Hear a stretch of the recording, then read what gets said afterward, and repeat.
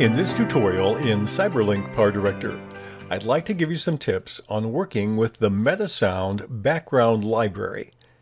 This is available to you if you're a subscriber to PowerDirector 365. How do you get to the library? Well, first of all, I have this video of the river and this ambient noise, and let's assume I want to layer on top of it some background music. I'm going to stop my video. And then to get there, I need to click on the little blue arrow to display the Explorer view. And then if I look at the fourth item down, it's brand new. It says Background Music Meta. So we'll click on that, and it will open up a panel. We'll expand it so we can see everything.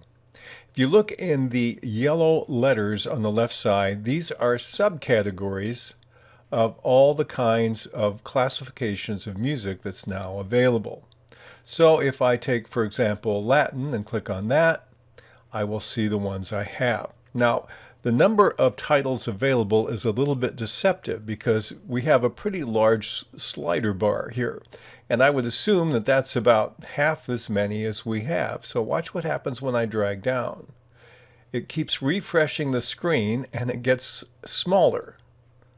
So I have a lot more than originally I thought I might have in this particular collection. So that's a bit of an oddity about it. Let's go to another subcategory. Let's go to cinematic and look at what we have. You notice that the database that organizes these particular music clips is a database that gives you name, artist, tempo, duration, and download. Now, in other parts of the program, when you have these categories, you can click on the top and it will sort them. At least currently, we can't do that, which is unfortunate. Maybe that's coming in the future, I don't know. So there's no way to sort the list. You just have to drag through and figure out which ones you want to experiment with and try to download. There's something else to notice. Another one is, how do I preview it? If I just click on it, that will highlight it. If I click play, I would assume it would preview.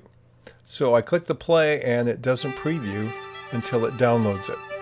So it will download everything you want to look at. And you're listening to a song right now. What I'd like to do is perhaps say, I don't like that. I don't want to use it. Let's stop. And what I'm going to do now is I'm going to right click and click delete from disk. I don't want that in my collection. I'll say yes. I can download it a million times if I want to. It doesn't matter. But unfortunately, you can't just hear it. You have to download it in order to hear it. The good news is it doesn't take long to do that.